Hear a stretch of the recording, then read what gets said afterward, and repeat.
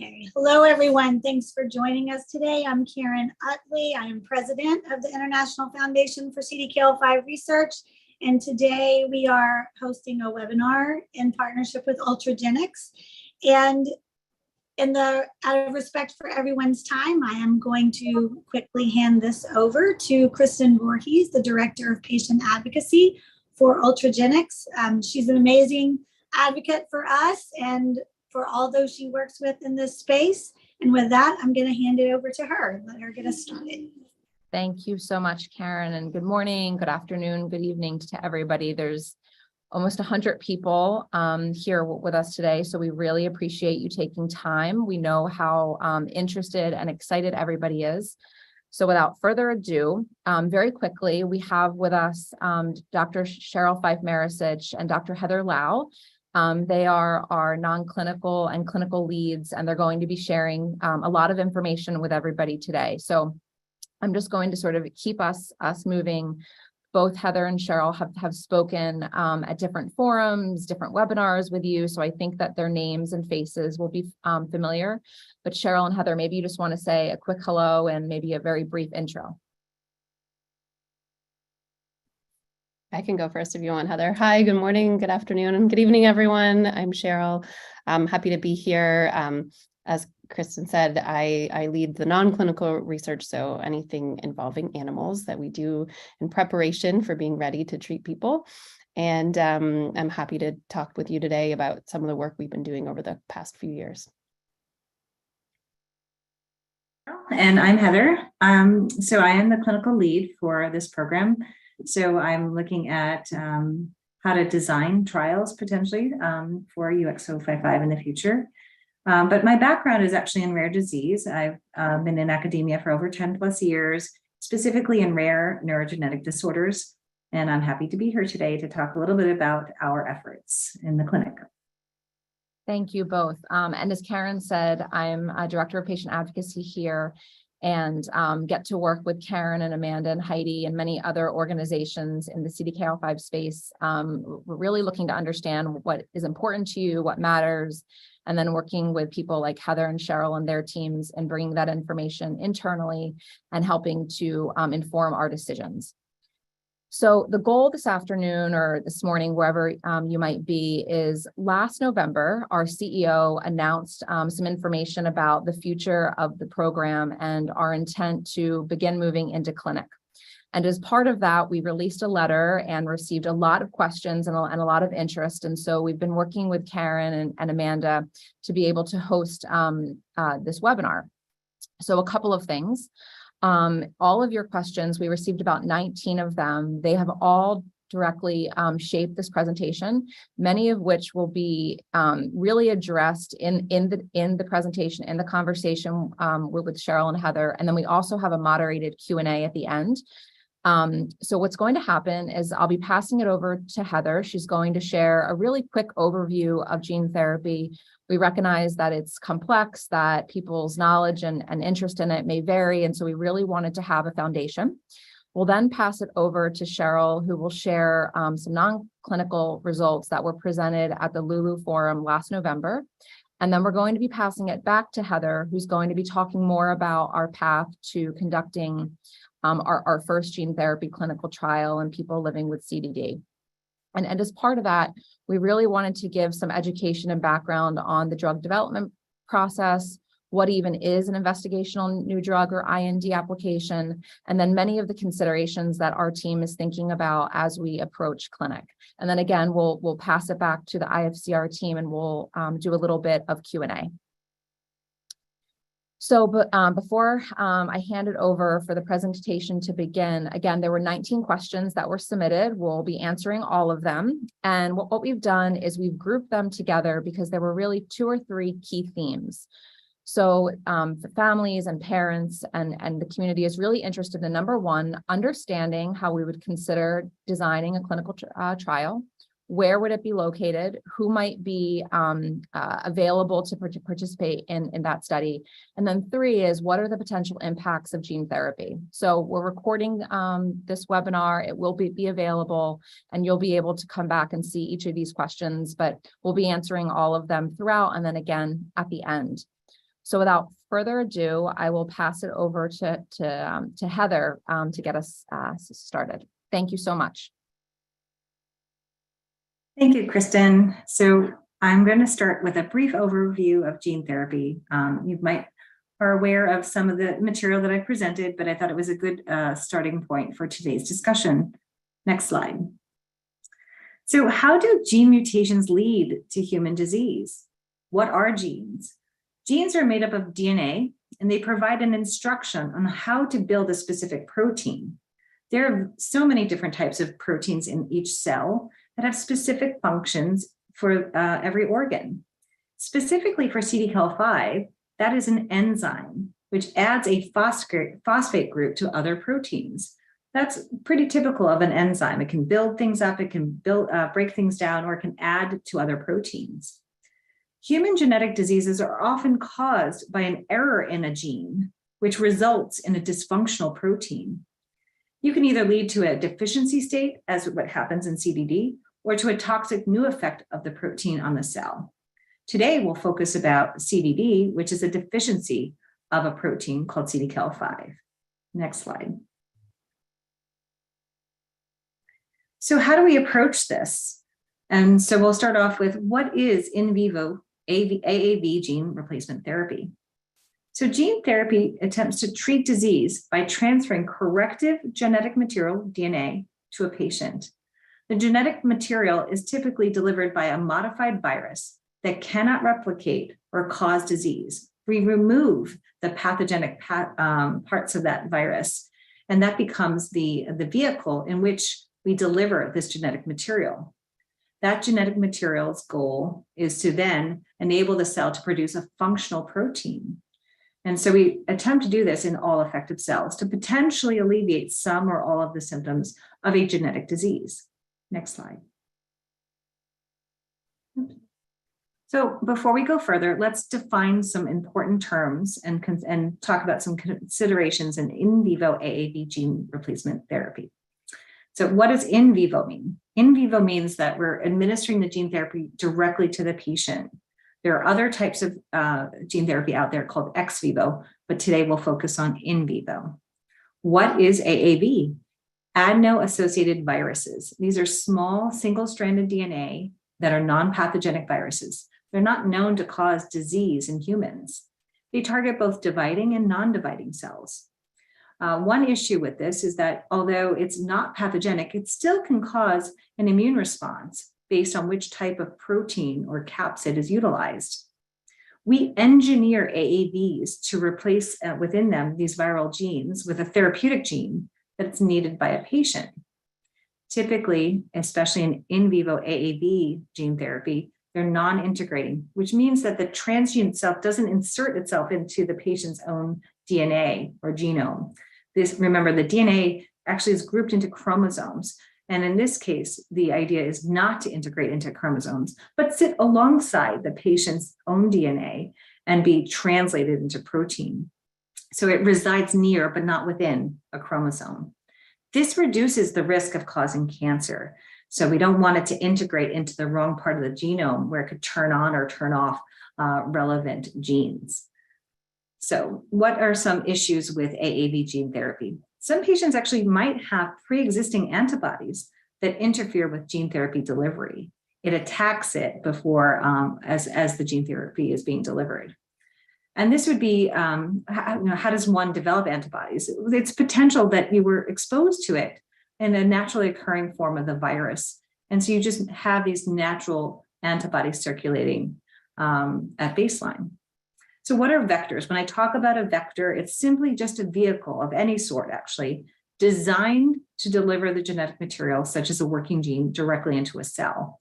In this case, the vector we're talking about is a virus, is a viral vector. And finally, the term capsid you might hear. This is the protein shell that surrounds and encloses the genetic material of a virus.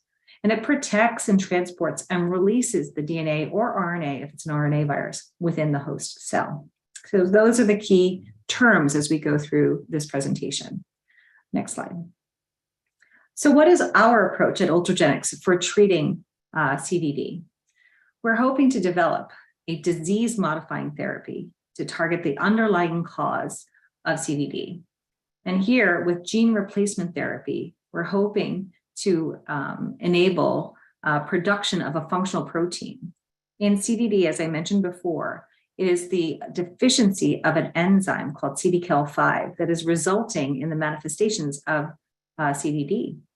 And so once we add this functional version into the cell, and the cell is now able to use its own machinery to translate that gene into a protein, we hope to now have this restore the function of that cell. Next slide. Okay, so this really breaks it down, and it's really important to kind of visualize what is gene therapy about, right? This is not simply taking a pill. And so the key steps are, there's about 5 key steps, and we'll go into a little bit more detail on number 3. So the very first step is actually could take a very long time, but we're fortunate that we've already identified the actual gene causing CDD, which is CDKL5. And so that sequence of that DNA sequence has been identified. This is many years ago that we were able to identify it in the scientific community. And then the next step is to design the appropriate vector, the appropriate AAV in this case, to deliver that transgene. Then in the lab, right, we have to figure out how to insert that correct CDKL5 gene into that vector. And that's in the preclinical phase. Now, once, again, many steps in between, but once we're ready to deliver it to the patient, we have to figure out how to deliver it. And that'll be in the next couple of slides. We'll talk about how do we get this therapeutic gene and vector combination into the patient. But once inside the patient, that vector then is to target, or hopefully will target that specific cell that we want to correct and deliver its contents to the nucleus of the cell. The nucleus is where the other DNA resides, the host DNA. And once delivered, then it gets translated from gene into functional protein. Okay, so that's a basic overview of AAV in vivo gene replacement therapy. Next slide. So let's go back to how do we deliver this? There's so many different ways to deliver gene therapy, and it's tailored to the particular disease that you're trying to treat, right? So if the disease have manifestations in the eye, we can inject it into the eye. We can inject into the heart, or we can inject it throughout the system through IV, through the intravenous route to hit multiple organs. Today, we're going to focus on CNS, right? Because CDD affects the brain. Even within the CNS, which is the central nervous system, there are a couple of different ways we can deliver a viral vector that's carrying the needed gene. It's intraparenchymal, intracerebroventricular, cisternal, and lumbar. And this is so we can get across the blood-brain barrier. Next slide.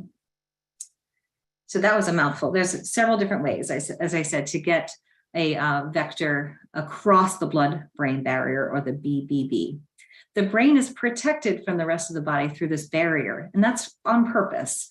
But it also protects us, from invading viruses and other pathogens. So we have to figure out in preclinical studies what's the best route for that particular viral vector to get there. And so we've looked at several different ways. And in Ultragenyx, we have tested out, and you'll hear a little bit about the work from Cheryl, about how we fell upon, or how we've decided upon intracisternal injections, or ICM. So at the top syringe is intraparenchymal, then there's intracerebroventricular. Both of those are invasive. They have to go through the skull and the brain tissue. And that is, more invasive than ICM. The ICM, which is down here at the center, the purple dot, there's a space there just below the bone, and there's no brain tissue in the way of the needle. So we can inject directly into the cerebrospinal fluid space and deliver a vector that way. As compared to lumbar puncture, which we've heard about before, right? Lumbar punctures where you can inject into the base of the spine in the back. This ICM, or the CM space, is closer to the brain. And so we're hoping to deliver a higher percentage of neurons compared to either IV or lumbar puncture. Overall, delivering it in this way would be less immunogenic than IV as well. However, it does require expertise of a trained proceduralist and it requires anesthesia. So it's not without risk. So those are the major ways to get across the blood-brain barrier. And the reason why we selected ICM are listed there. Next slide. So when we're thinking about designing a dosing strategy, there are some unique considerations in gene therapy. At this time, gene therapy can only be dosed once, and we'll go into a little bit later why, and it's related to this immune response to a foreign protein like a virus. So the process for selecting the study dose of a gene therapy is very complex, requires scientific rigor, and input from researchers, clinicians, and the regulatory agencies. They do have a lot of say in how we dose and how we structure the dosing strategy for gene therapy. So what is our specific approach? We will start clinical trials involving patients with a dose that has been demonstrated to be safe and efficacious in our non-clinical animal studies. And Cheryl's going to walk you through our preclinical studies or non-clinical animal studies. And that's where we have a starting point, right? We don't know exactly a human dose. We understand how to extrapolate from animal data into humans. And therefore, that will help us with our clinical development plan and involve creating the dosing strategy that's best. Remember, we need to be both safe and efficacious as we embark on a first-in-human study. Next slide. So I think I will hand it off to Cheryl, who will give an overview of our prior preclinical studies. Thank you. Thanks very much, Heather. All right, you can go to the next slide. So we believe at Ultragenyx that AAV9 gene therapy holds promise as a therapeutic for monogenic neurologic disorders like CDKL5 deficiency disorder. But the key to success really does lie in optimizing how much of the brain is targeted. We really want to try to get this therapy to all areas of the brain if possible. So it's really important that we think about how many neurons we're targeting and how many neurons express the protein. So we have to, just as Heather just described, we need to get the vector to the neuron, but then it also needs to make that protein, right? It's the protein that's actually going to do the job. And so we decided to use AAV9 as our capsid because it's pretty well, the safety profile is pretty well understood. There are a number of other diseases where there is an AAV9 gene therapy in the clinic. I have some of those listed here now. Now, of course, the gene that is inside of that vector would be different for those, right? Because it's treating a different disease, but the AAV9 or the capsid, sort of that outside shell part, would be similar to what we are using here. Preclinical testing of our vector in a mouse model of CDD has shown improvement or normalization in both motor and learning and memory behaviors. And this is data that I've presented in the past. We've also shown using more of a human model. Of course, this has to be in a dish. So here we take skin cells from patients and we differentiate them into neurons. And then we can grow what is a little bit like a miniature human brain in a dish. And that's it's a very simplistic way of describing it. It's a little more complicated than that, but you can think about it generally in that way. And when we do that and we apply our UXO55 vector, we can see that we can normalize the hyperexcitability in that model. And we think the hyperexcitability is modeling seizures. And then finally, we get to where we are today, and I will talk to you about some of the studies we've been doing using large animals to really try to best determine optimal delivery conditions. Next slide. So before we go any further, let's go into the details a little bit more. And you've got some great background now from Heather on how gene therapies work. So the investigational AAV9 for CDD, which we call UXO55, the therapeutic approach here is to use a single injection of this vector to the cerebrospinal fluid. And the goal here is to supply a functional copy of CDKL5 to neurons throughout the central nervous system. So shown at the top of the screen, you can see this is the DNA that we put inside of that AAV9 capsid. And the DNA includes a synapsin promoter. The synapsin is a gene that is expressed in neurons.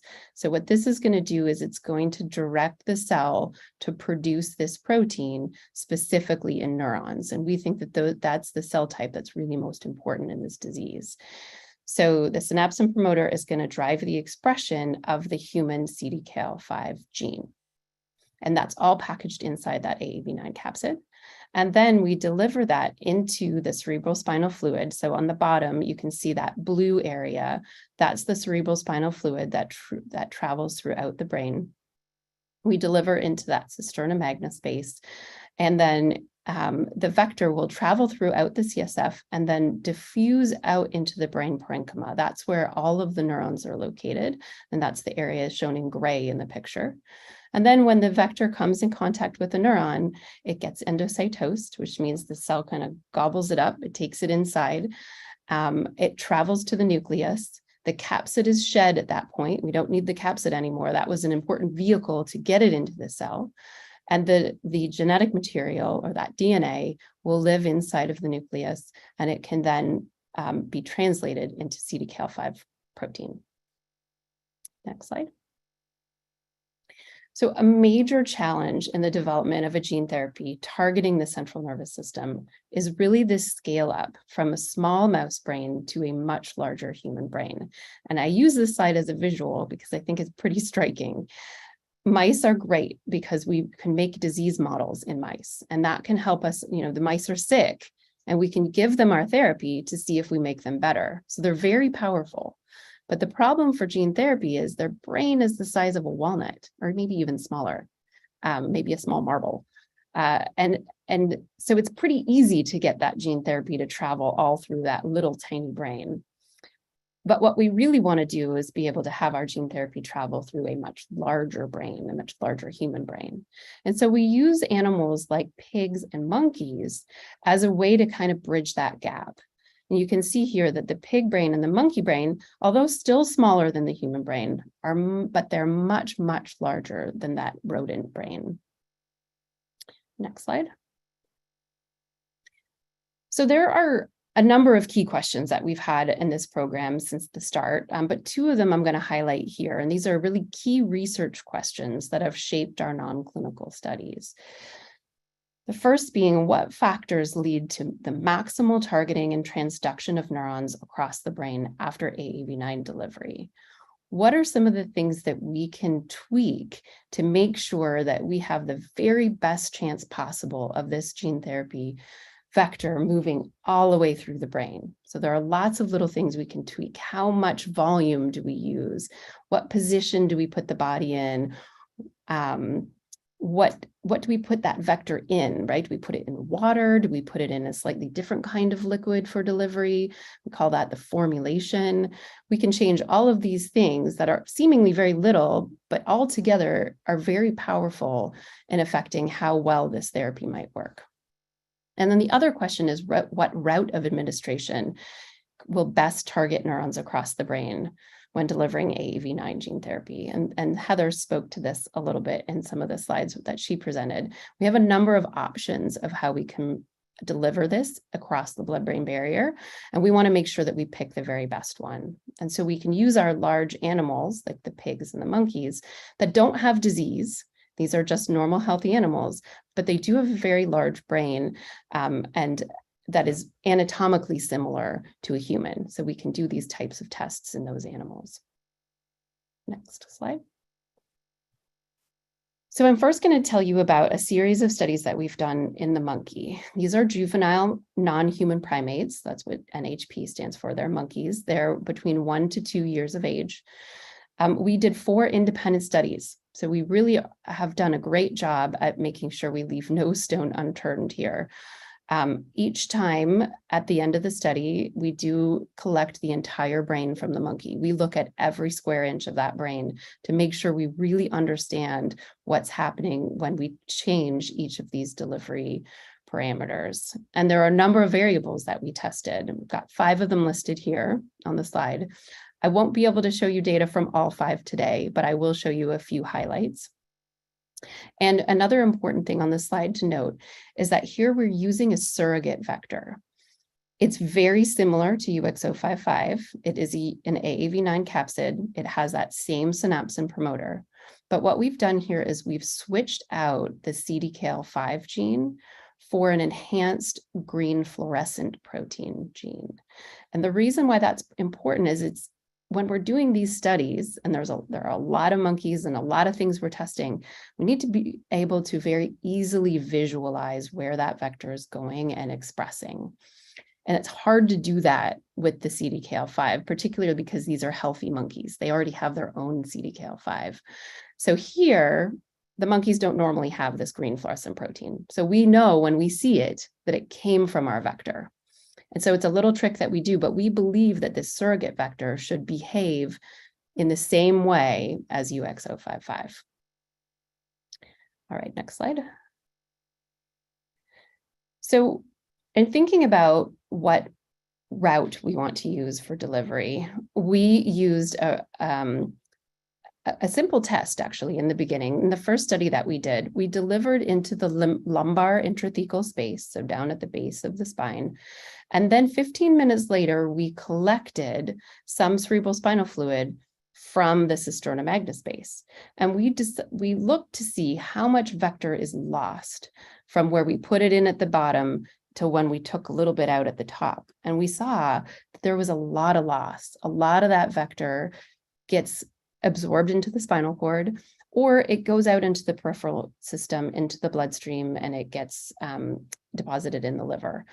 And we really want to target the brain. And so in order to avoid that loss, we asked the question whether if we deliver into the cisterna magna space higher up, whether more of that vector is going to move into the brain and not be kind of wasted in this case along the spinal cord, since that's not where we think the best effects are going to happen. We really want to target that brain. And when we look at the number of genome copies of vector, that's the graph you see on the right, the green bars are from the cisterna magna delivery. The gray bars are from the lumbar intrathecal. What you want to see here is higher bars. That means more vector DNA got into the neurons. And you can see that in a number of places along throughout the brain and the spinal cord, we have higher numbers of vector DNA, copies of vector DNA after cisterna magna delivery. So next slide. But what was even more striking than the vector DNA was really the expression. So here we're looking at the protein. That's is what we really want to see. The green fluorescent protein is brown in this image because we use a slightly different trick in how we develop it. So the brown signal is good. You want to see lots of brown. And we can see with the ICM delivery, much more brown. You can just look at these pictures and really see, and that's a whole picture of a monkey brain that's cut. So top to bottom, all the way through, you can see all through there, you've got lots and lots of brown signal, meaning that the vector got there and it made protein. And we can count the number of cells in the graph at the bottom. And you see those green bars, which come from the ICM delivery, are much higher than the gray bars. So the next question we asked was, what happens if we just increase the dose? Maybe that might do something good. Next slide. In fact, it did. It happened just as we thought. So increasing the dose, here in the graph on the left, we're looking at the total amount of green fluorescent protein. And in the dark green bars, that's from the ICM delivery, or sorry, that's from the high dose. And then the sort of a middle dose is in the light green bars. So we see that the higher dose gives you higher bars, which corresponds to more GFP protein. And in panel B, we also look at just the number of neurons that are expressing protein. And you can see that there are more neurons expressing green fluorescent protein at the higher dose across the brain. All right, next slide. So the next question we had was, what about dose volume? What happens if we either decrease the volume or increase the volume? Next slide. So here we actually moved from using monkeys to using pigs. And the reason we did that, truthfully, was because of COVID. During the pandemic, it became very difficult for us to have monkeys to do some of these tests on. And so we looked to see whether there might be another species that would have a brain again, similar to a human brain in terms of anatomy and a much larger size. And we landed on the pig. And 5 to 6 week old pigs match about the same brain size as the 1 to 2 year old monkeys we'd used in the past. And so this is the age of pigs that we used here. And again, we do the same thing in the pigs as we did in the monkey. We take the entire brain. We really want to understand how that vector travels through every square inch of that brain. And then we looked at different variables, the dose volume, as well as the dose level. And all of these studies were done with a collaboration with Dr. Scott Dindot at Texas A&M. Next slide. So here we're looking at dose volume. In the light blue bars, you see a 0.65 mil dose volume. So that is, definitely a decent size. It's not tiny, but it's on the lower end. And then we compared that to a higher dose volume, which is 2 mils, and that's going to be in the darker blue bars. On the left graph, we're looking at the vector DNA. And then on the right graph, we're looking at the percentage of neurons that are expressing GFP protein. And you can see that in large part, both bars, the light blue and the dark blue, they're pretty similar throughout both. So what that's telling us is, number one, because we see signal in every region of the brain, that's a good thing. We're hitting every part of the brain, but it doesn't seem to matter whether we use a very tiny volume or a large volume. Both seem to give us very nice distribution across the brain. And this was important because it gives us a little bit of flexibility in dosing. Next slide. So when we take everything that we've done and we put it all together and we use all of the little tricks and different techniques that we have optimized, this is what it looks like in the pig brain. So the green neurons tell you that the vector got there, it got inside, and it made protein. And we can see that they're lighting up all the way across the brain, from the frontal cortex on the left to the occipital cortex, which is at the very back, and as well as some of the deeper structures like the hippocampus and the thalamus. But is this good enough, right? That's the question. That is the thing that's most important to all of us. Is this enough neurons to target to actually be beneficial?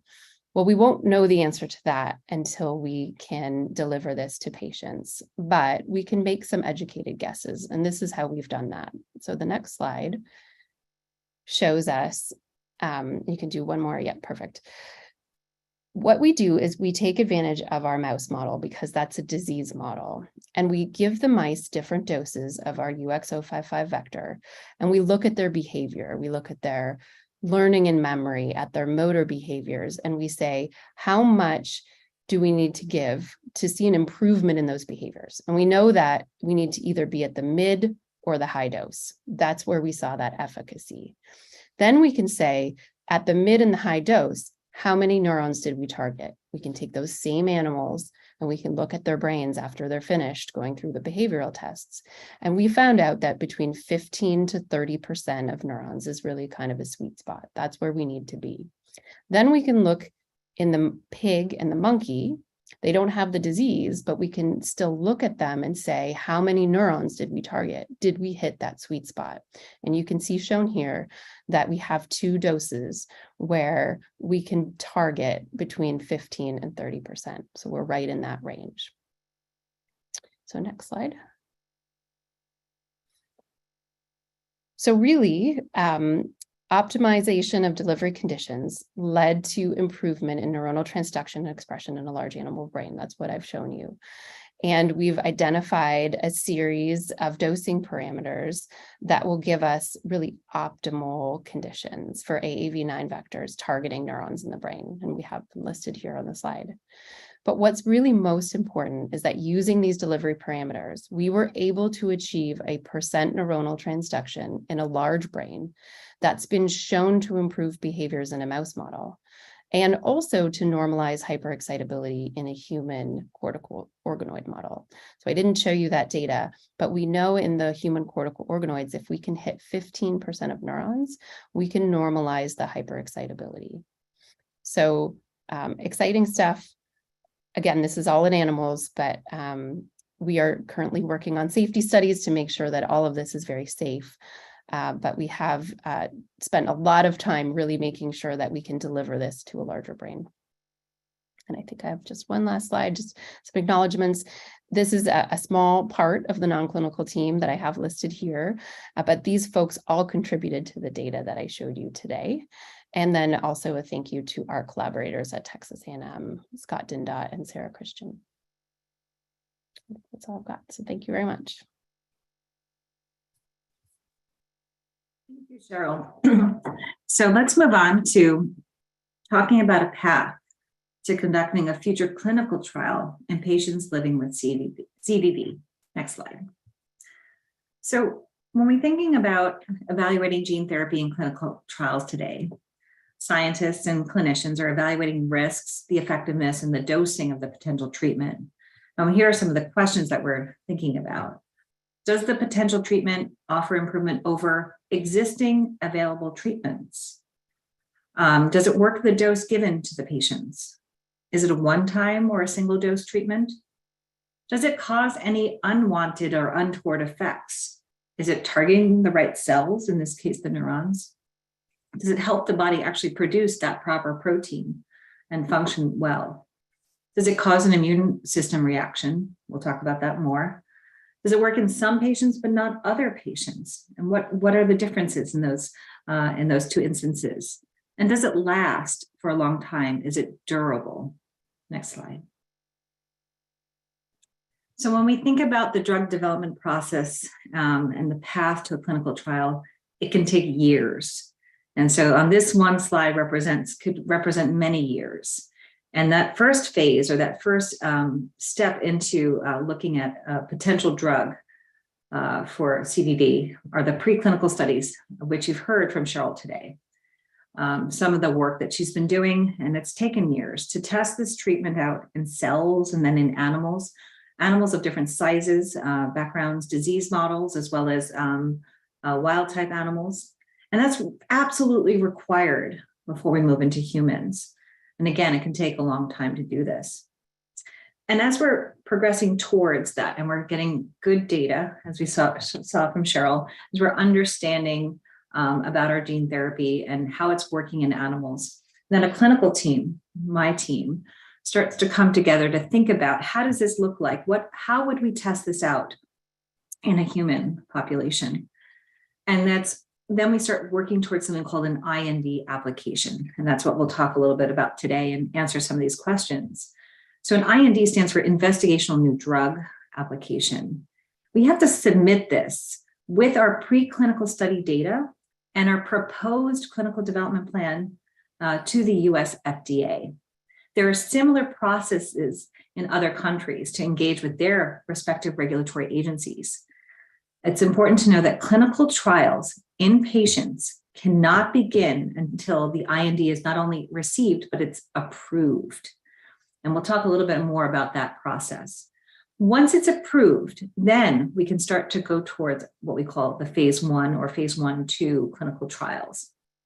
Once an IND is approved, institutions could execute a clinical trial. The primary purpose of a phase 1 trial is safety. It's the first time we're testing a drug in a human. And humans and animals are very different, right? We try to extrapolate as best as we can both the efficacy and the safety from animal models, but we don't know until we try in humans. And sometimes in this phase, we'll determine the ideal dose or an optimal dose. And that usually happens in phase 1. Sometimes we see a combination between phase 1 and 2, where we start to look at benefit and to see if the benefits continue to outweigh the risks. And we'll see an expansion to include more participants. So the idea is to expose a small number of patients at first, just to see what's happening from a safety perspective, and then start to expand in the number of patients and start to see the potential benefits of this drug. Once we have that information, we then move towards a phase 3 clinical study, typically a different study. And now, although we're still looking at safety, especially long-term safety, we're looking at efficacy. Are we showing a benefit in the population that's under investigation? And we start to see a larger number of patients. We start to enroll to see if we can reproduce this benefit in many patients. Okay, so that's the overall process. And we'll talk a little bit more about some of these stages. Next slide. So thinking about what it means for a program to move towards the IND stage or towards making an IND application. As I said before, we have to perform necessary non-clinical studies. So before animals, cells, studies before we can submit an application for an IND. But not only do we have to work on the non-clinical, we have to start looking at manufacturing the drug. And we'll talk more about that in a couple of slides. Manufacturing to the quality is highly regulated process. We have to also submit our information about how we're manufacturing this drug that's going to be tested in humans. It cannot be the same material that's tested in animals. So the IND is required before any clinical trials involve patients can be conducted in the United States. Again, similar regulatory requirements in other countries apply as well, but we're focused on the IND process here today. The IND submission alone doesn't guarantee that the clinical study will occur, right? We submit it, it's reviewed. It's an iterative process. So a company will put their best foot forward, their best data from the preclinical or the non-clinical side of things, the manufacturing, and a proposal to how to test it in humans. But this requires interactions with these regulatory agencies. And there might be additional information or interactions after the initial review. So you submit, approve, make changes, and this can occur over and over again. And it involves lots of information and data and several interactions and correspondence and calls and meetings. But it's also informative. It's an important collaboration with the FDA to understand, to make sure that they know that we're doing a safe and thoughtful proposal. And at times they can provide very useful feedback that we can incorporate in our clinical development plan. So once that is reviewed and is approved, the enrollment of a first patient into a study doesn't occur immediately following the IND approval. So that's just one step towards moving towards the clinic. Although we might have a protocol that's been approved by the FDA, now institutions have to execute this protocol, and it has to be approved first by that local institution, hospital, the local hospital's ethics or institutional review board. They're going to look at it and make their own judgment about whether or not they would allow a principal investigator to proceed with enrollment at that site. And that can happen site by site by site, or you can have a central IRB as well. So it's not imminent once you have the IND approved. There's many different factors that go into starting up a site at a hospital or another academic facility. Next slide. So why is this unique in gene therapy? Well, the gene therapy trials are very different than other types of therapies out there. For one, right now, gene therapy can only be dosed once. And this will impact the ability of a subject or a patient to participate in other clinical trials at times. These clinical trials are designed with multiple stages, and we focus initially on safety, starting to see efficacy, and we potentially see different dose levels being tested. Remember, Ultragenyx and most of us out there, right, will only explore doses that are considered to be effective and clinically meaningful. We understand that this is an irreversible one-time therapy. And so the goal is to be cautious and understand safety, but also proceed with a dose that is effective. So for an example, an early stage gene therapy clinical trial may look like different steps. In the first phase or the first group, we might enroll patients at dose A. And even that might be staggered. So one patient might be entered, and the ability to dose the first or second or third patient is not just controlled by the sponsor, Ultragenyx. It's not just controlled by the PI, but it's actually dictated by the FDA as well. They are so involved in the design of a trial and making sure that we proceed safely and thoughtfully. And at one point, typically you'll see a pause called where data is reviewed. So after a patient is dosed, a data monitoring committee will convene. It's an independent group of experts who will review the data. What is this data? Safety information, how the patient tolerated it, any adverse outcomes, not really, not necessarily efficacy at this point, but simply safety, to understand if we should proceed with another patient, even within that same dose level. And that could take time. And then we get up to the next patient, and then they decide, okay, we can try a different dose. And that dose then is also monitored very closely with staggering of patients enrolling into the study. So it could take a while for us to see, to move from the first patient dosed to the second, to the third, to the fourth. And eventually, as I showed before, in phase 2 and phase 3, more patients are allowed access to that drug. So in this schema, we start off with what we think is an efficacious dose, and then we understand the safety of that dose, and then we would attempt another dose. And it is informed by our experience with our preclinical studies, our non-clinical studies, to understand both the efficacious range, but also we don't want to have toxicity, right? Too high a dose comes with risks as well. And this is based on all of our data as well as feedback from the regulatory authorities. So that's why it's not just us acting in isolation. We really work with experts and with the FDA to understand this dosing strategy. Okay, next slide. So talking about dosing strategies, simply thinking about, why would we have what are the concerns with gene therapy? Well, they're not without risk. And especially when we're starting for the first time in humans, the human immune system is not exactly the same as the mouse or the non-human primate even.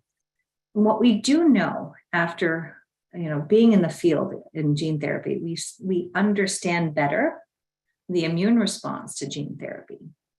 The human body normally attacks invading viruses. That is what, our immune system is built to do. It's to protect us from viruses and bacteria that can cause illness.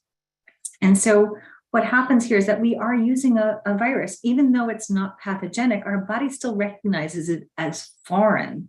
It doesn't know that it doesn't have the pathogenic material. What it only knows is that it's not part of their self. And so the immune system will react to that. And it can react in a couple of different ways. It can actually impact the efficacy of the drug. How does that happen? Well, an immune cell that becomes targeting the virus could attack it. And before that virus can get to the cell and deliver its cargo, that precious transgene, it might be destroyed and therefore reduce the efficacy of the therapy, reduce the ability to distribute to the target cells, in this case, the brain. But another way that it can impact a patient is that it actually can cause immune reactions and inflammation, right? So when we have an immune response, we do see immune cells that lead to inflammation and could cause potentially cell and organ damage. And we have seen that in other gene therapy programs. And so we have learned from others, and we are learning collectively as a scientific community how to mitigate or reduce the potential immune response from AAV gene therapy. So if you look at other therapies that are in the clinic, so-called in the clinic and being studied right now, you'll see that there is that they do administer a short duration of immunosuppressant medications. What we understand now is before we inject with gene therapy, before we give the body a foreign virus, we will suppress the immune system enough that we will minimize that immune response to that vector and hopefully allow that vector to get to that cell and deliver its transgene and maximize the expression of that functional protein. We also hope to mitigate or reduce any potential off-target effects or the risks of the cell damage from an immune or inflammatory reaction. Now, this is not done without careful thought and consideration, because immunosuppressant medications themselves have their own risks and potential side effects. And they have been tested in their own trials, which is information that we understand and know how to administer. But we still have to be on the lookout for the risks and potential side effects from these immunosuppressant medications. And throughout all of this, it's important for the families who are thinking about participating or having their child participate, understand how you feel about these medications. Even if it's given only for a pre-specified time period that's temporary, it's really important to make sure that we convey the rationale of why we're administering it and understanding the potential risks and understanding your concerns. That's part of the consent process in the trial. We not only talk about the risk of gene therapy, but any therapy or procedure that your child will undergo while participating in a trial. And this is all talked about upfront. Next slide. So thinking about the additional challenges in gene therapy and things that we're considering as scientists and clinicians. Well, you heard from Cheryl, right? We're thinking about optimal dose, optimal vector, and the optimal route of administration to maximize the efficacy and minimize risk, actually, right? Especially with the route of administration to the brain. So we need to understand what approaches reduce risk and maximize benefit. And that's initially done in the non-clinical studies with animals, trying to recapitulate what would happen or potentially happen in a human. Now, even if we do successfully deliver a copy of a working gene to that target organ, the brain, it may not actually be considered it may not be a cure, right? What is cure? Cure is a very loaded term, but we might not be able to improve all of the symptoms and signs of the disease, maybe only some. And we won't know until we try how effective it will be. And the response to treatment might vary, not only based on the age at the intervention, but the individual's manifestations of the disease state. We all know, right, in CDD, our patients have different impacts on different domains on their development, whether it's language, motor, sitting or standing or walking or not walking, or seizures. Are they daily, weekly, or maybe not that frequent? There might be individual variations that will alter the response to treatment, and we have to figure that out. Patients may still require supportive care. Even if it's effective in certain areas, you might still need certain medications, therapies, and supportive care to help with the other manifestations of the disease. We won't know until we try, but we have to ensure that we manage expectations. We're not sure. And this is the part of the fact that this is a clinical study. And it's for Ultragenyx throughout the process, and I'm sure most of you know this about us, that we engage the family perspective very early on. And it's really critical to understand what's important to you, a family member, a caregiver, and to your child. What parts of the disease, what signs or symptoms are most impactful or are critical or important for us to hopefully alter the burden of. And it might vary from family to family, but it's important to understand not only one family or one community or one culture, but globally, what are the signs and symptoms of the disease that are most important to you and your family from where you're coming from. Next slide. So looking to the future, we're preparing for clinical development. It's an exciting time here at Ultragenyx to hear about the wonderful work that Cheryl's group has been doing, and gives us a hope to move forward, right, with our Dr. Kaukas had presented in the forum that we're moving towards the clinic. So we're moving towards IND, and that is fantastic.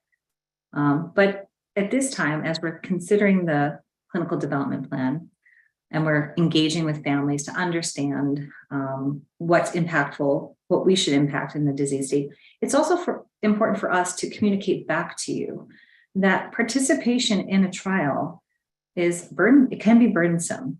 And it's important for us to make sure we have an open dialogue with families to ensure, understand what families have, what type of time and bandwidth they have.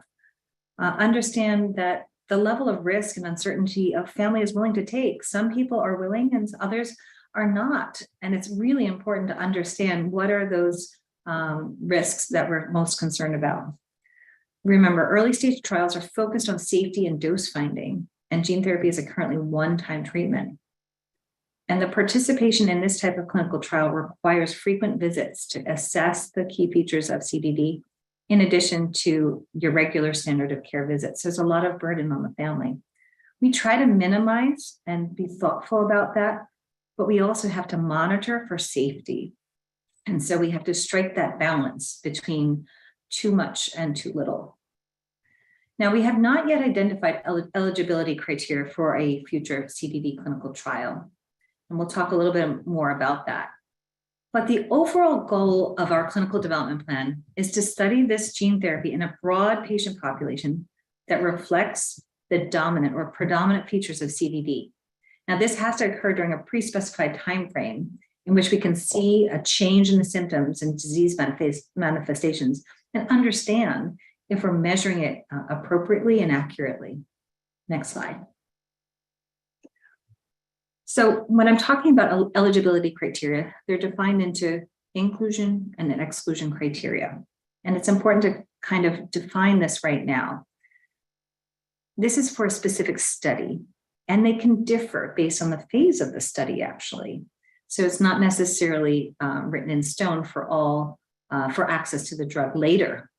But for a particular study, you'll see that we do have in a study inclusion criteria. Typically, a very common one is to specify the characteristics required for study entry, like the confirmation of the diagnosis. So in the case of a genetic disease, to have genetic confirmation that your child does indeed have CDKL5.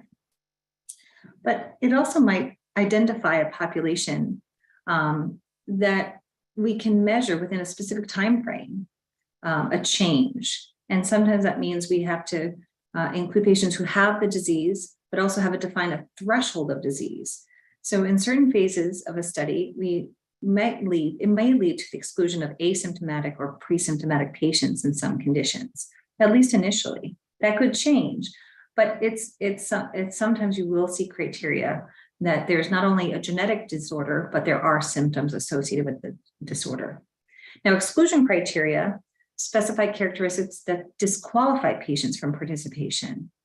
And why would we disqualify? Well, one of the main reasons is for safety, especially in an early phase study where we don't know all the risks of a first-in-human, during a first-in-human study. We would want to minimize the risks to the patient. And sometimes certain comorbid medical conditions or treatments are too risky to proceed. And others might mask the effect of the intervention at that stage. Again, the eligibility criteria of a trial does not necessarily translate to the eligibility for treatment once the drug is approved. It's just within that study timeframe, because we're trying to understand if we see an effect, a positive effect, and we wouldn't want to have a masking of that effect due to comorbid medical conditions or other factors. Next slide. So how do we determine it? Well, we generate this list of criteria. We think about what are the symptoms of the disease that can be observed and measured within the timeframe of a trial. We want it to be feasible, though. It can't be too overly engineered. We have to recruit from the real world, patients that are out there. But the criteria need to be sufficiently narrow so that we can detect a meaningful change, right? You might see a restriction, maybe not on the patient's manifestations themselves, but on the treatments. So you might have to restrict changing existing or adding new therapies while in the trial, because that might confound interpretation.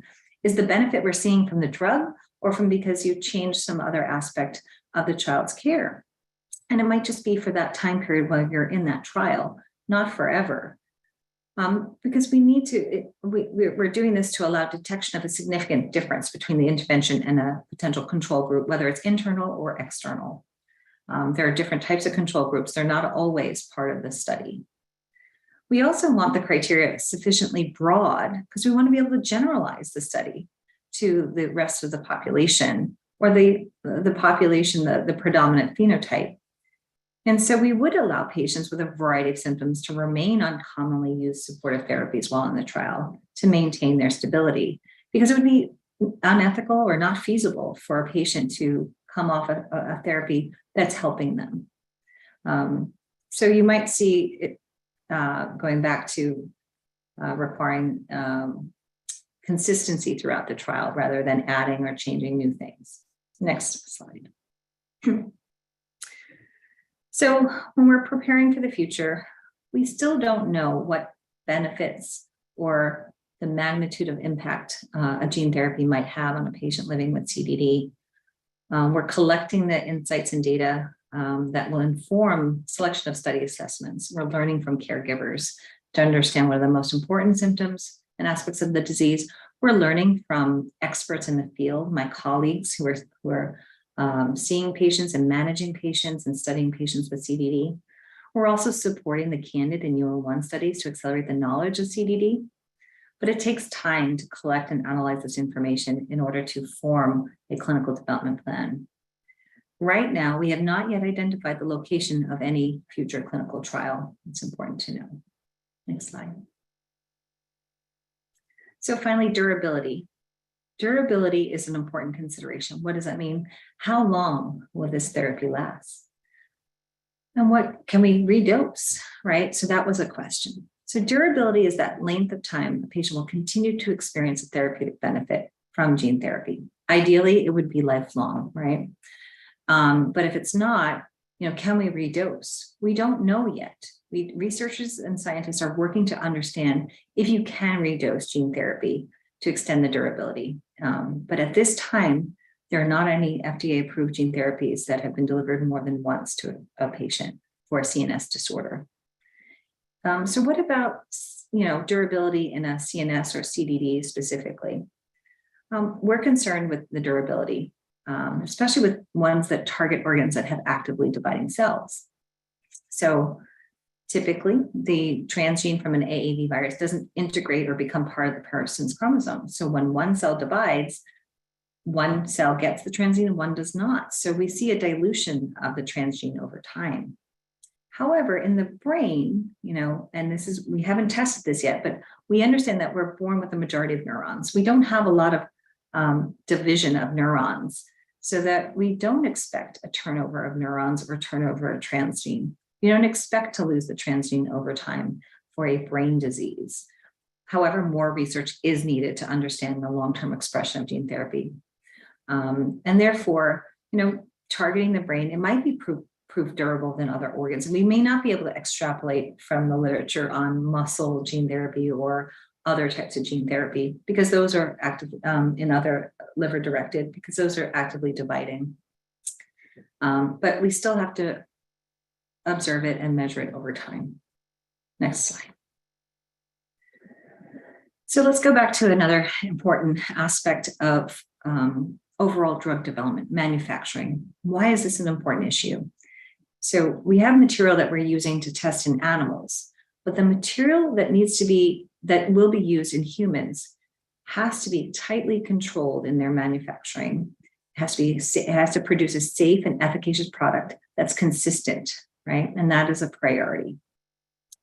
Not only we have to do this in, once, we have to do it in a large enough supply that will supply clinical trials and a commercial drug later. So we have to amplify. We have to make enough material in a very controlled and safe and consistent way. There are very strict regulatory standards for producing gene therapy or therapies in general, and to ensure that it's safe and it's potent. Ultragenyx is building our own manufacturing plant to allow this scalability and purification process, to make sure that we can meet the demands and meet the regulatory requirements. Now, the amount of product does depend on what area is being targeted. So for larger areas like systemic gene therapy, for muscle, you need large amounts. But regardless, we need large amounts or amounts enough for patients but in a consistent and reliable and safe manner of production. And so our goal is to develop a high yield, scalable production method to meet these demands.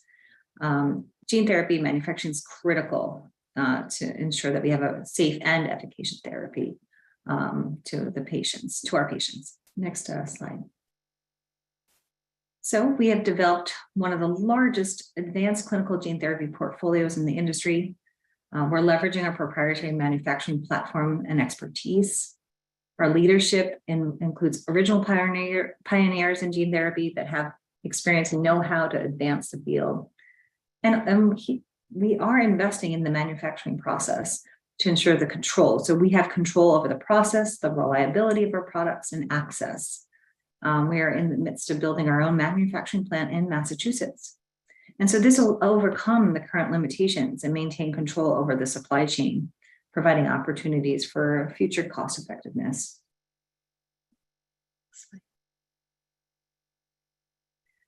So looking to the future, here's a great photo of all of us in 2022, and a quote from Dr. Kaukas, who's our founder and CEO. The development of new treatments for rare disease is hard, and we will all be in this together. There are going to be many unforeseen challenges that will occur that we must solve to advance research and get to a safe and effective drug. It will take time, fortitude, and collaboration with our community.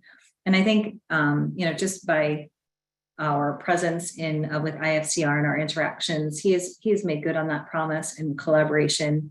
We are in contact with your community and continue to want to have an open dialogue and answer questions that you might have about this whole drug development process. Thank you for your time. Next slide. The resources. Wasn't sure, Kristen. Some great. I can go over them if you want, Heather. You've been talking so much. I'll give you a break. Glass of water. Have a Thanks. sip of water, of course. Yeah. So as Heather was sharing, we have a couple different resources that we would like to share with everybody. Some of you may already know about these, but others may be new. Would really recommend that you look at ASGCT, or it's the American Society for Gene and Cell Therapy. They have a really great patient education website, and within that, they offer a lot of different resources, including monthly lunch and learns, which are webinars, and those are conducted with patient advocacy leadership, families who have participated in gene therapy clinical trials, and it's really a great place to learn from all that is happening in the space because it is evolving so quickly. They have an entire section dedicated to definitions and really understanding gene therapy in a very understandable set of languages. They go over the clinical trials process and how that may be unique in gene and cell therapies. And then of note, here in the US, they will be holding their annual meeting in May this year in LA, in California. And as you can see here, that individuals with a rare disease or a patient advocacy leader, you can actually apply to receive free registration to the meeting. And we always want to direct you to as many resources as possible. And so that could be a really great place to learn more. Secondarily, our advocacy team, we have a dedicated website, ultrarareadvocacy.com, and there's different resources there as well. And one of the sections that you may be interested in is diving into a little bit more about the clinical trials process and what is a phase 1, what is a phase 2, et cetera. So that is another opportunity.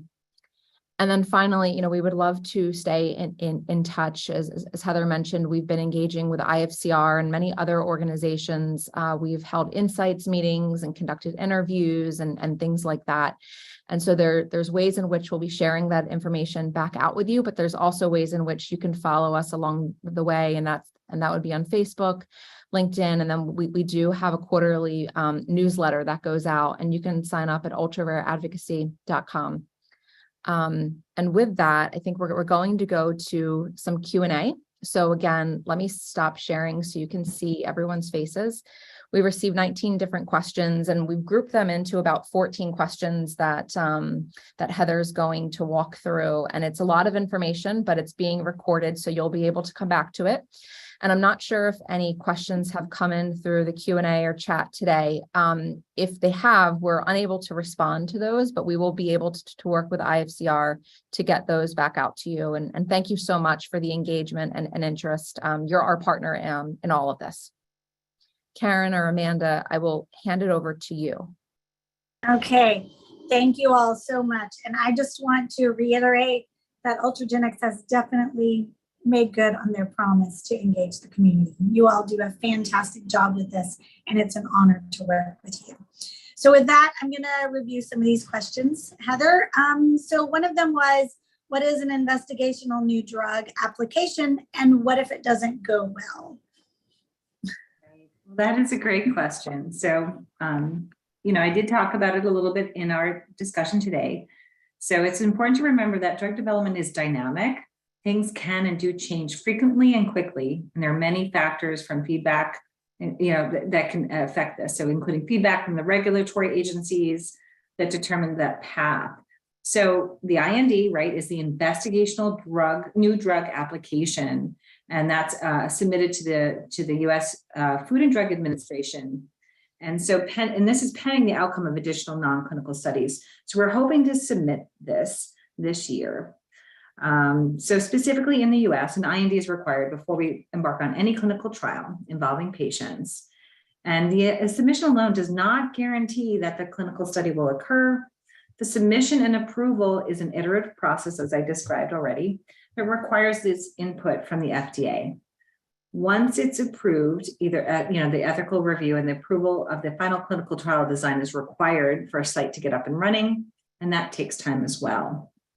So, in other words, the first patient enrolled does not occur immediately following IND approval. So what happens if it doesn't go well? So that's what we're talking about. It goes an iterative process, right? We need to take their feedback, incorporate it, and that could lead to delay. Or prolong the time period from startup, from IND approval to a clinical study site startup. The other part of this, in addition, gene therapy manufacturing is a critical component, right? So it's not just about the clinical trial design, it's about the manufacturing component that we can produce a safe and efficacious therapy to the patients that need it most. And we're committed to this in the rare disease community and through our, using our gene therapy manufacturing site in Massachusetts. And so we hope to get to the therapies faster. Hopefully that answers that question. Yes. And what can CDKL5 families do to help with this process? Well, we love engaging with the IFCR, and it's a great question. So thank you for asking. So people living with rare disease of all types, right, and their caregivers play a huge role, an instrumental role in helping to advance drug development. You can contact the IFCR to learn about the specific research opportunities that might be ongoing at this time. For example, as I mentioned, there are 2 ongoing studies designed to inform the selection of potential clinical assessments for future CDD trials. That's the CANDID and the UO1, and both are listed on clinicaltrials.gov. Those are helpful because we learn from that, and that can inform our own clinical development plan. Families can also learn more about gene therapy by the sites that we just described. Kristen walked through the ASGCT, which is the American Society for Gene and Cell Therapy, and the working group on pediatric gene therapy and medical ethics. And that provides education about gene therapy. It's important to educate yourselves and the clinical and understand the clinical trial process. We want you to understand what it's like to participate in a gene therapy clinical trial, understand the important factors that you as a family will consider when you decide, or if you decide to participate in a gene therapy. Both of those groups offer webinars, and you can visit their website for more information. The ASGC offers a special registration opportunities for nonprofits, I think we mentioned already, and patient advocates to attend their annual meeting in May. So, and of course, you should always speak to your family, to your child's medical team to talk about treatment goals, existing and future research opportunities. They'll have a wealth of information, and they're your trusted medical provider. Beginning these conversations ahead of any potential trial will help you understand and have some of those questions answered before you are, faced with that decision later. And so we do recommend that. Okay, this next group of questions is in regard to study site locations. So will the trial be available at some point in Europe? And if so, what would be a reasonable timeline? Should we group them together, Karen? So the answers are going to group to all three of those questions. So do you want to go Okay, through? so let me say all of them. Yes, sorry, I didn't understand that. And then we understand the trials are looking like they will happen closer to 2024 at this stage, which is great. Where are the trials likely to be held? And then will other countries have the opportunity to participate? For example, if they are being held within the US and we are prepared to travel, can we still take part? Will the trial take place only in the USA? Or will it include children from other countries? These are all great questions, and I'll do my best to answer. So rare disease studies in general are often conducted in more than one country, since patients with any rare disease are by definition uncommon in most populations. So if regulatory authorities approve our IND application, we do plan to start with a phase 1/2 study in a targeted number of countries, and will evaluate safety and dose. It is very common for most clinical development programs to begin with a targeted smaller number of countries before expanding into multiple countries, and then increase the study participation to start to study the efficacy in a later phase of the program. So at this time, we're in the planning phase and have not yet confirmed where we would conduct a phase 1/2 clinical study in CDD. There are several factors that must be considered when choosing a clinical trial site. We are assessing these factors through a formal process called feasibility surveys, right? So these are where institutions and potential principal investigators, they fill these surveys out to indicate whether they have experience in the relevant areas of that study. From there, we'll have the conversations with each site to understand in more detail whether they can take on this type of trial. So specifically for CDD, these factors could include a range of things, right? Expertise in pediatric gene therapy, right? The PI should also demonstrate that they're not overcommitted to too many other studies. They have the time to focus on this, and they have the experience specifically in gene therapy, okay? Not just the expertise in CDD or epilepsy, but they do have to have a clinical background that they can manage this complex condition. They have to have the study infrastructure. They have to have relevant personnel to execute the study, such as study coordinators to assist the PI, but also those specialists to conduct the assessments, such as neuropsychologists, neurophysiologists, and proceduralists to help with the actual execution of the study. And we do want to look at sites that have the ability to receive patients, not just locally, but potentially from other regions and other countries, right? To serve other countries. So for UXO55, what I can share is that the procedure to administer gene therapy, as I talked about, is a critical factor, right? The route of administration. We need to find centers that are experienced in intracisternal injections or ICM gene therapy, because this is not a common procedure. This is not just dictated by Ultragenyx. Health authorities want to ensure that this is done by experienced physicians, and we must demonstrate that the selected sites can conduct a complex trial like this. Okay, moving on. Next question. Okay, sorry, couldn't find my mute button. How many children will participate in the trials? So this, okay. Yeah, I have that separate. So now, Ultragenyx's goal is to develop therapies to treat as many patients as possible with rare disease, right? And this typically requires that we'll conduct a clinical trial in multiple countries. However, it is important to remember in an early phase study, we're going to begin in a targeted number of countries and then expand to other countries throughout the development phase, as I stated before. Now, when conducting a phase 1/2 study, like we plan to, right, it's typical to start with a smaller group of patients because the primary goal is to ensure safety before expanding into a larger number of patients. And I talked through how it even could be staggered, right? So we have not finalized the number of patients for this first study. And this is one of the many details that actually we actually speak about with regulatory authorities and get guidance on when we submit our IND application. Okay. What will the selection criteria be? I think you mentioned this earlier as well, but. No, and we can go into a little, more detail. So I defined eligibility criteria in the slides, right? Okay, so once again, we want to study this in the broadest patient population that reflects the predominant features of CDD. We have to do this in a pre-specified time frame, and so in which we can watch symptoms and disease manifestations change and successfully measure them. So those are the criteria. Think about it as the framework, okay?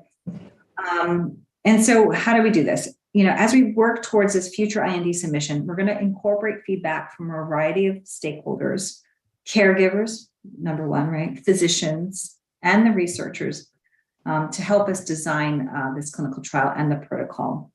But ultimately, regulatory authorities such as the FDA will provide key feedback during this IND process. And so the eligibility criteria, although we might take in and create it, must be approved by the regulatory authorities too.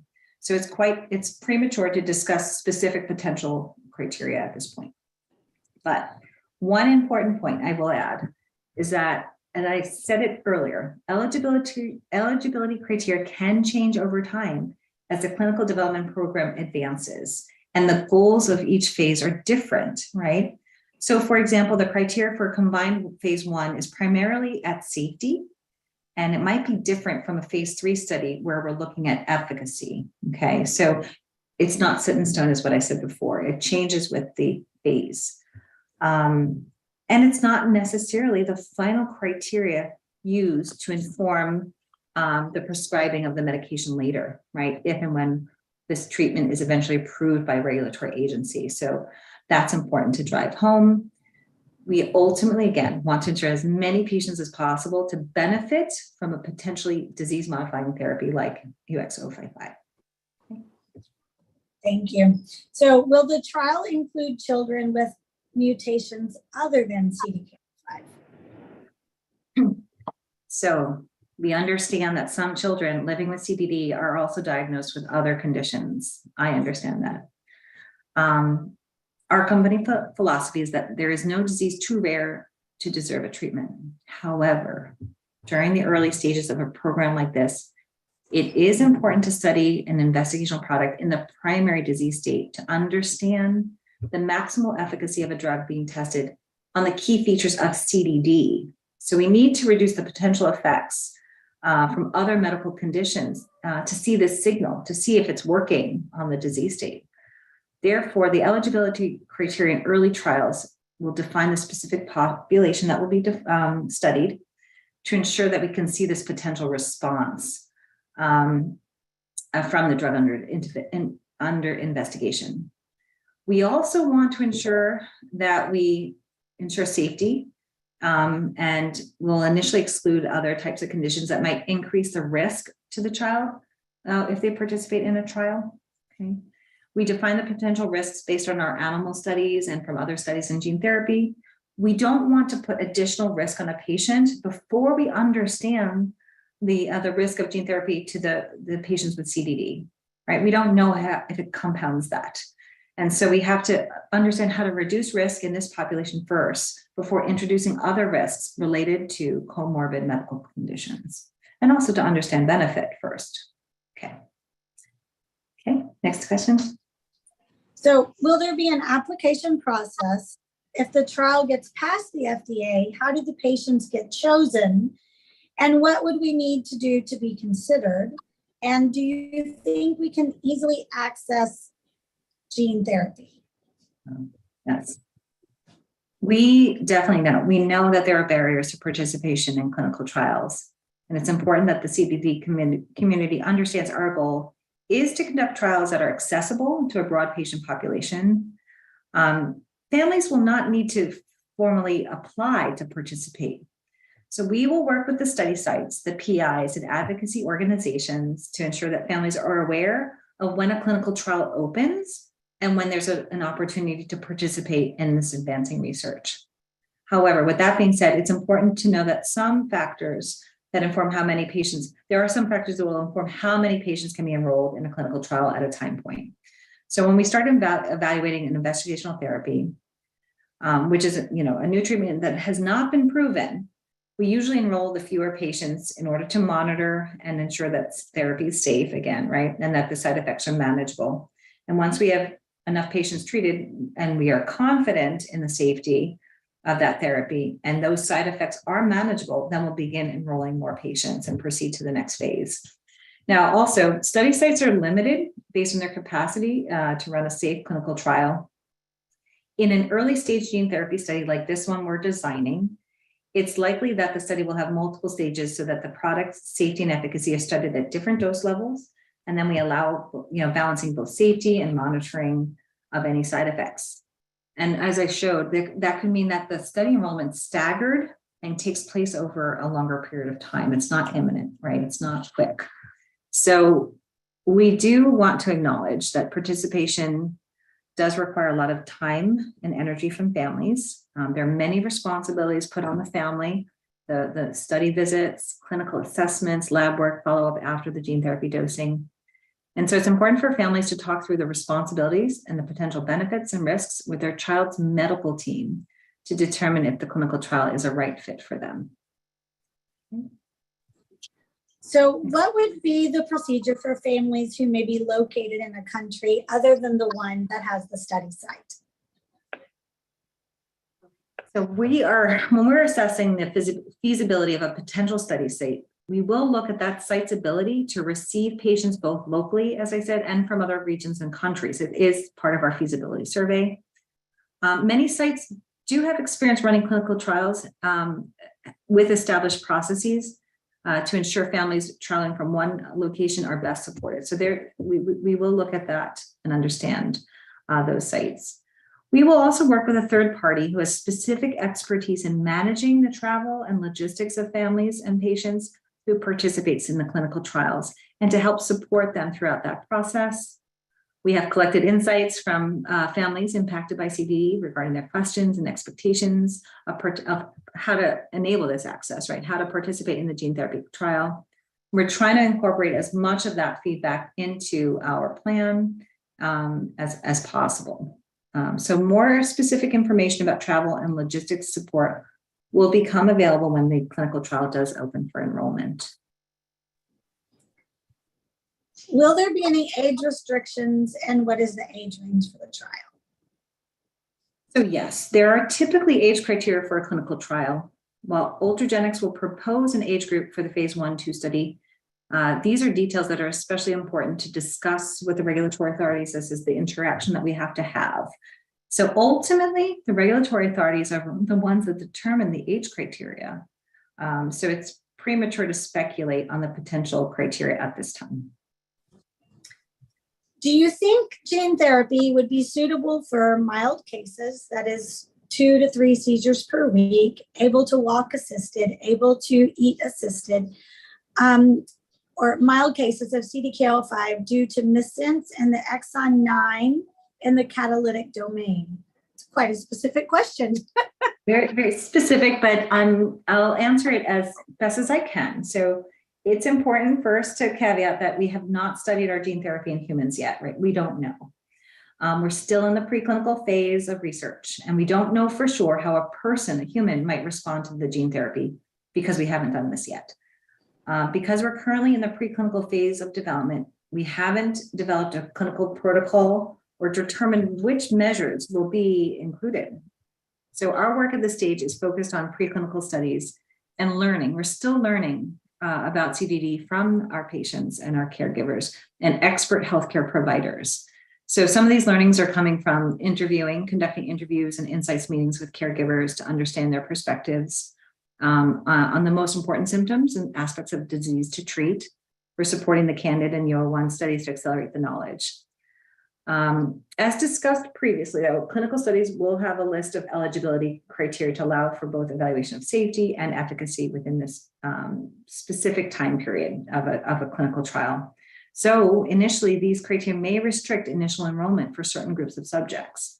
However, and I'm going to say this again, it's important to say, it is the intention for Ultragenyx to expand to include other patients once we evaluate that safety and effectiveness of this therapy in that initial cohort of patients. Eligibility criteria can change over time. Okay. How long do you think the trial will last on the more severe cases? That is a really good question. So as we talked about during the presentation, researchers are looking and studying durability of gene therapy. And we're focused on understanding the long-term effects of gene therapy and not just the safety of it, but how can the positive effects be maintained? We have not yet studied this in humans, right? So we don't know for sure how a person might respond. It'll be important to study gene therapy in as broad a population as possible, while that we're ensuring that we include the patients in which we expect to see some kind of change over time within that initial clinical trial. But here's my 2 cents here. It's important that we may not see the full potential therapeutic benefit within that shorter time interval, right? We may not see everything. We need to follow those patients beyond the initial trial to also understand long-term safety and efficacy, because it might actually take time to see the full effect, the full benefit of UXO55 on patients with CVD. Okay, and the last question that we have is, how much time will the early stage take? Right, that's hard to kind of quantify, right? So generally, I hate putting numbers on things, but generally most companies are required to conduct the clinical trials within a cohort for a minimum of 5 years. So it kind of speaks to the other question as well, right? To ensure that any effects on symptoms and disease can be accounted for, since some of these changes may take time to take longer to occur, and as well as for safety, right? For example, clinical manifestations of CVD are related to development, and these impairments in cognition, and motor, and language, all of these domains do require long-term evaluation to see the clinically significant changes, maybe the ultimate benefit. So that we do anticipate whether or not to follow children for 5 years in gene therapy.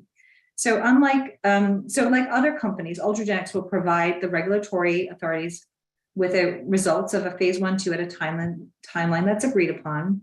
And then we'll evaluate the opportunity to expand that program and start a phase 3 study to evaluate the potential efficacy. So you can kind of add up these years, right? So the ultimate approval of a drug can take years because it's dependent on the earlier results, the results of earlier trials. So it's kind of hard to estimate the potential duration at this stage. Years. Okay. Finally. So, I think it's reiterating the same point that I've written down here, that the FDA does require that patients participate in gene therapies continue to be monitored. So whether or not the family wants to be followed, we are committed to following patients in longer term follow-up studies. So in some cases for a minimum of 10 years, and depending on the gene therapy program, to understand the long-term safety and efficacy. So participation in a gene therapy does require a long-term commitment from families, and that's to their benefit as well as for their safety. So hopefully that's informative and helpful for you guys. I want to thank you all so much for this very informative webinar. I also want to say thanks to the community for their patience. I know you all want answers, but I think today hopefully helps create an understanding that some of the questions we have, there just are not answers to yet. And I want to thank Ultragenyx and this team for being willing to say, we don't know yet, or we can't answer that yet because it's ever changing, and explaining the process, because that helps the community understand and lets us feel reassured that things are still moving along. So I don't know if anyone else has anything else they need to add, but well done and thank you.